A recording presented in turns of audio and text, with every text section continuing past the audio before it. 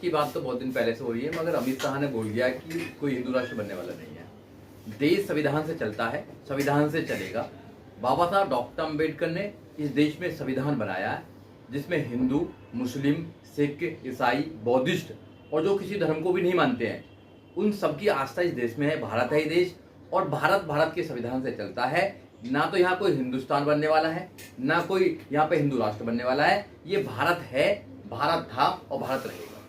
क्या दिक्कत है हिंदू राष्ट्र से? देखिए, दिक्कत तो अगर ये है कि हिंदू राष्ट्र में जो हिंदू का पूरा आप ग्रंथ देखेंगे, मनुस्मृति आप देखेंगे, गीता देखेंगे, आप रामचरितमानस देखेंगे, तो वहां पर एक ही अपने ही समाज, अपने ही मतलब धर्म के लोगों के खिलाफ गाली दी गई है।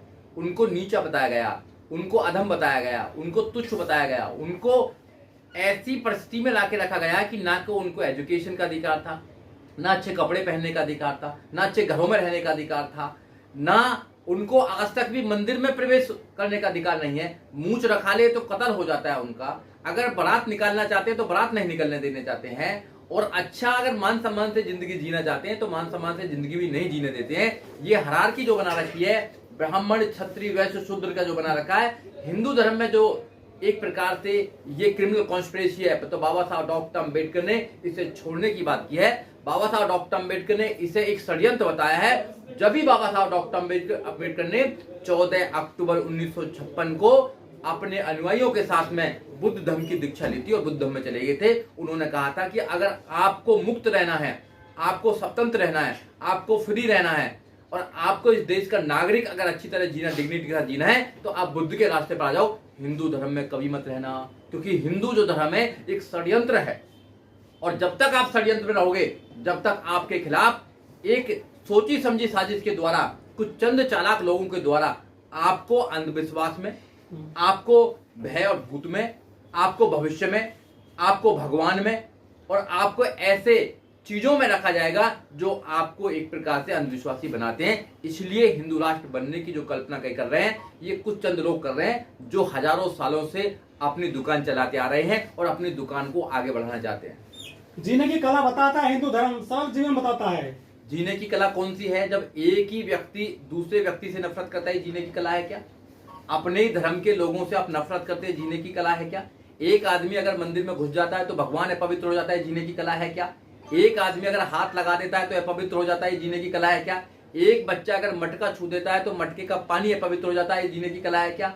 अगर एक व्यक्ति मूंछ रखाना चाहता है और दूसरे आदमी के पेट में दर्द होता है, जीने की कला है क्या? एक ऊंचा एक नीचा जाति के नाम पर, ये जीने की कला है? ऐसी जीने की कला हमें नहीं चाहिए। हमें संविधान की कला चाहिए। संविधान में मानव मानव एक समान की बात करता है। जो संविधान की प्रियम्बल आप देखेंगे उसमें जस्टिस की बात करता है, उसमें न्याय की बात करता है, उसके अंदर आप इक्वलिटी की बात करता है, उसके अंदर लिबर्टी की बात करता है, फ्रेटर्निटी की बात करता है। वो संविधान जो बना हुआ है वो इंसान के डेवलपमेंट के लिए बना हुआ है और इंसान को पूरी आजादी देता है। उसको पढ़ने की आजादी देता है, उसको रोजगार करने की आजादी देता है, उसको बोलने की आजादी देता है, उसको अच्छे अच्छे व्यापार करने की आजादी देता है। सारी आजादी है संविधान के अंदर। तो हमें संविधान का राज चाहिए, संविधान का राष्ट्र चाहिए हमें, जो बाबा साहब डॉक्टर अम्बेडकर की कल्पना थी। लेकिन हिंदू धर्म में गाय भी पूजी जाती है, कुत्ते पूजे जाते हैं, जल जंगल जमीन पूजी जाती है, पृथ्वी पूजी जाती है, सबकी पूजा होती है। और क्या चाहिए हिंदू धर्म में? देखिए, ये पूजा गाय की पूजा करेंगे, गाय को मां मानेंगे, गाय के नाम पर लोगों को लिंचिंग करेंगे, मगर इंसान को इंसान मानने के लिए तैयार नहीं है। हजारों सालों से ये लोगों को अछूत बनाते आए हैं, अछूत मानते हैं जाति के नाम पर। और जाति के नाम पर जो इस देश के अंदर शोषण है वो दुनिया में कहीं शोषण नहीं है। आप जाति के नाम पर शोषण करेंगे और गाय को पूजने का काम करेंगे, आप जानवरों को पूजने का काम करेंगे, आप पेड़ों को पूजने का काम करेंगे, आप पत्थर को पूजने का काम करेंगे, उनके अंदर प्राण प्रतिष्ठा करने का काम करेंगे, उनको भगवान बनाने का काम करेंगे, मगर इंसान को इंसान मानने के लिए तैयार नहीं हो। तो ऐसा धर्म नहीं चाहिए हमें। हमें वो धर्म चाहिए, वो धर्म चाहिए जहां मानव मानव एक समान की बात होती है, जहां कोई नीचा कोई ऊंचा नहीं है जाति के नाम पर, कोई बड़ा कोई छोटा नहीं है जाति के नाम पर, कोई शुद्ध अशुद्ध नहीं है जाति के नाम पर। समझ रहे हो बात को? तो ऐसा हमें धर्म चाहिए। वो धर्म है बुद्ध धर्म और बाबा साहब डॉक्टर अम्बेडकर का संविधान। संविधान सबको सब चीज की आजादी देता है। आप किसी भी धर्म को मानिए, किसी भी पूजा पद्धति को मानिए, आप जो करना आपको करिए, पर कानून के विरुद्ध ना हो। आपको पूरा जीने का अधिकार है। ऐसा कानून, ऐसा संविधान पूरी दुनिया में कहीं पर नहीं है जैसा भारत का संविधान है। तो हमें संविधान का राज चाहिए, हमें संविधान का देश चाहिए। ये संविधान से देश चल रहा है। बस अफसोस की बात यह है कि जो सरकार में बैठे हुए हैं उस संविधान को पूर्ण रूप से लागू नहीं कर रहे हैं, उस संविधान की हत्या कर रहे हैं और वो मनुस्मृति को दोबारा पूरे समाज के अंदर प्रैक्टिस कराना चाहते हैं और आज भी वो मनुस्मृति के अनुसार समाज को आगे बढ़ाना चाहते हैं, जो सरासर गलत है। अगर मनुस्मृति के अकॉर्डिंग तुम समाज को आगे बढ़ाने का काम करेंगे तो जब ही मूंछों के नाम पर कत्ल होता है, जब भी कोई बच्चा अगर मटका छूता है तो उसको मार दिया जाता है। ये मनुस्मृति की सोच है, ये ब्राह्मणवादी सोच है। संविधानवादी सोच तो यह है कि माना माने समान, तुम भी महान, हम भी महान, सब महान और सब उसका उद्धार करेंगे भारत। हिंदू धर्म में महिलाओं की पूजा होती है, कन्याओं की पूजा होती है, सबको समान माना गया है। तो जब भी तो हिंदू धर्म में कहा गया है ढोल गवार शूद्र पशु नारी ये सब तारण के अधिकारी। वहां महिलाओं को पूजने का काम भी किया जाता है और महिलाओं के साथ सबसे ज्यादा शोषण करने का काम भी हिंदू धर्म में किया जाता है। आपने देवदासी सुना होगा, कहाँ है? वो हिंदू धर्म में है। आपने प्रभुदासी सुना होगा, वो कहाँ है? हिंदू धर्म में है। आपने जोगनी प्रथा सुना होगा, वो हिंदू धर्म में। सारी जितनी भी क्रूरतियां वो सब हिंदू धर्म में ही है। और महिलाओं को तो वो सिर्फ एक प्रकार से काम वासना की चीज मानते हैं। उनके शास्त्र महिलाओं को कभी अधिकार नहीं दिया। अगर महिलाओं को अधिकार मिला है तो संविधान से अधिकार मिला है। अगर महिला आज देश के अंदर IAS, PCS, doctor, engineer, professor, जज, वकील, राष्ट्रपति बन सकती हैं तो संविधान से बन सकती हैं। संविधान से पहले महिला क्यों नहीं बनती थी? बताइए। प्रधान भी नहीं बन सकती थी। प्रधान से प्रधानमंत्री तक बनने का रास्ता जो खोला है वो संविधान ने खोला है, ना कि धर्म ग्रंथों ने खोला है। तो इसलिए महिलाओं की तो बात ही मत करो। महिलाओं को सबसे ज्यादा आजाद कराने वाला अगर इस देश में कोई है तो बाबा साहब डॉक्टर अम्बेडकर हैं। अगर बाबा साहब डॉक्टर अम्बेडकर इस देश में नहीं आते, भारत का संविधान नहीं बनाते, तो महिला कभी आजाद नहीं होती। यहाँ सीता को भी पूजा जाता है, सीता को माँ बताया गया है। सीता को पूजा जाता है, उसके बाद फिर सीता की अग्नि परीक्षा ली जाती है। तो जो लोग डबल स्टैंडर्ड वाले लोग हैं, एक तरफ पूजने का काम करते हैं, दूसरी तरफ शोषण करने का काम करते हैं, उन लोगों को क्या कहेंगे? हम ऐसे धर्म को नहीं मानते हैं, हम नहीं मानते ऐसे धर्म को। एक कन्या जो छोटी बच्ची होती है उसकी पूजा करते हैं। अब नवरात्र आने वाले हैं, 9 दिन लगातार पूजा करेंगे और सबसे ज्यादा शोषण ये लोग करते हैं। सबसे ज्यादा महिलाओं का शोषण ये लोग करते हैं, सबसे ज्यादा बलात्कार यहाँ होते हैं। बताइए ना। तो फिर कैसे भाई? गाय के नाम पर गाय को मां मानेंगे और महिला अगर दलित महिला होगी तो उसको मंदिर में नहीं घुसने देंगे आप। तो ये डबल स्टैंडर्ड है, डबल चेहरा है।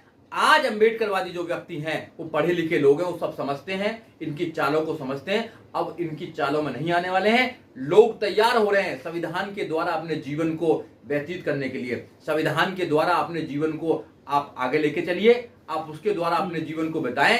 संविधान ही आपका मार्गदर्शक है, संविधान ही आपको आगे पहुंचाने का काम करेंगे, क्योंकि संविधान में बुद्ध का रास्ता दिया हुआ है। संविधान बाबा साहब डॉक्टर अम्बेडकर ने 2 साल 11 महीना 18 दिन के अंदर लिखा था और संविधान में आपके सारे मुक्ति के रास्ते दे दिए।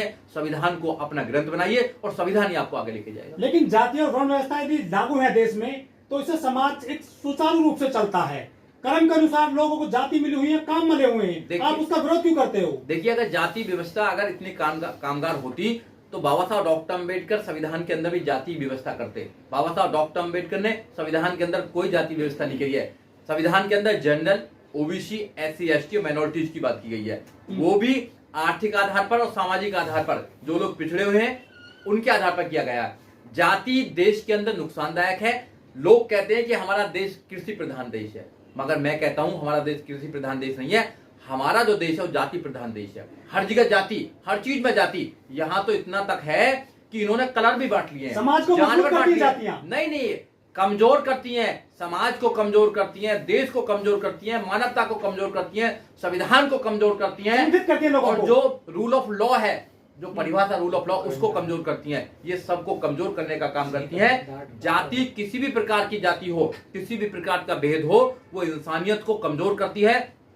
जाति सिर्फ इंसानों में नहीं है, इन्होंने जानवरों में भी बंटवारा कर दिया है, इन्होंने कलरों में भी बंटवारा कर दिया है, इन्होंने दिशाओं में बंटवारा कर दिया है, सब चीजों में बंटवारा कर दिया है। बंटवारा किसी भी प्रकार का हो, बंटवारा हमेशा लोगों को कमजोर करता है। और भारत का कमजोर होने का रास्ता बंटवारा है, जातियां हैं। और जब तक जातियां रहेंगी, लोग जातियों पर घमंड करेंगे।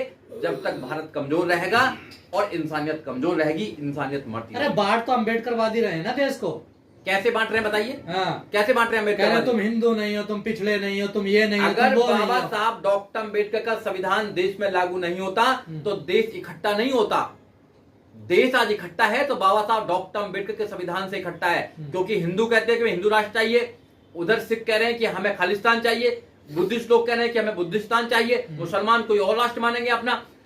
तो अगर संविधान क्या कहता है, संविधान कहता है कि कोई भी व्यक्ति किसी भी धर्म को मान सकता है। अरे आप पूजा पाठ का विरोध करें, देवी देवताओं का विरोध करें, भगवान का विरोध करें, बाबाओं का विरोध करें, साधु संतों का विरोध करें, सारा तो आप ही कर रहे हैं अम्बेडकरवादी। हम अंधविश्वास का विरोध करते हैं, जो अंधविश्वासी है, भगवान भी अगर अंधविश्वासी है, भगवान के मानने वाले अंधविश्वासी है, मूर्ति पूजा अंधविश्वासी है, हम अंधविश्वास का विरोध करते हैं। और जब तक करते रहेंगे जब तक हमारे शरीर में एक भी ब्लड का अगर बूंद है, जब तक आस्था भी कोई नाम की चीज है ना। आस्था नाम की कोई चीज नहीं है। आस्था क्या होती है? आस्था, अगर आप गोबर को गणेश मानेंगे तो आस्था बोलते हैं क्या उसको? गोबर को गणेश मानेंगे आस्था हो जाएगी। एक बाबा का कहेगा, अगर बाबा कहेगा कि एक पत्थर पे दूध चढ़ाने से आपका बच्चा पास हो जाएगा, क्या ये आस्था है? मूर्खता नहीं है क्या?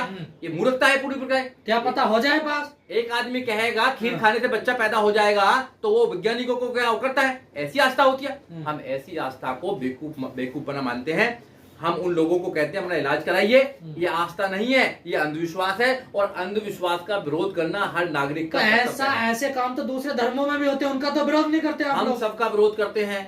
किसी भी धर्म में हो, कोई भी व्यक्ति करता हो, अगर वो देश में अंधविश्वास फैलाएगा तो प्रत्येक व्यक्ति का फंडामेंटल ड्यूटी है कि उसका विरोध किया जाए और समाज में अंधविश्वास को ना फैलने दिया जाए, क्योंकि अंधविश्वास लोगों को वहां तक लेके जाती है जहां इंसान कल्पना भी नहीं कर सकता। आप मानते हैं 72 हूर होती हैं? कुछ नहीं होता, हूर कुछ नहीं होता। ऊपर जाकर कौन कहाँ जा रहा है किसको नहीं पता है। आसमानी किताब आती है नीचे, अगर ना कोई आसमानी किताब है, ना कुछ किताब यही बनती हैं, यही पढ़ते हैं, अब सब लोग पढ़ते हैं। ना कोई 72 हूर होती है, ना कोई स्वर्ग नरक होता है, ना कोई भगवान होता है। ऐसी कोई शक्ति नहीं है। आसमानी किताबों का नाम नहीं सुना? पावर है, नेचुरल पावर। आसमानी किताबों का नाम नहीं सुना जो आसमान से आई है, ऊपर से आई है? कोई कहीं से नहीं आता, ऊपर से कुछ नहीं आता है, ऊपर से कुछ भी नहीं आता है। इस्लाम विरोधी है आप? सब यही लिखते हैं, इस्लाम का भी विरोध करते हैं आप फिर इसका मतलब? अगर भगवान को इतनी भाषा याद आती है तो फिर भगवान उनकी चीख क्यों नहीं सुनता है? तो इस्लाम तो मानता कि आसमानी किताब है। भगवान को इतनी भाषा बनाने की जरूरत नहीं, इस्लाम तो मानता ना। अगर भगवान है, अगर अल्लाह है, अगर कोई और शक्ति है तो उसको इतनी भाषा बनाने की जरूरत थी? एक भाषा बनानी चाहिए थी उसको।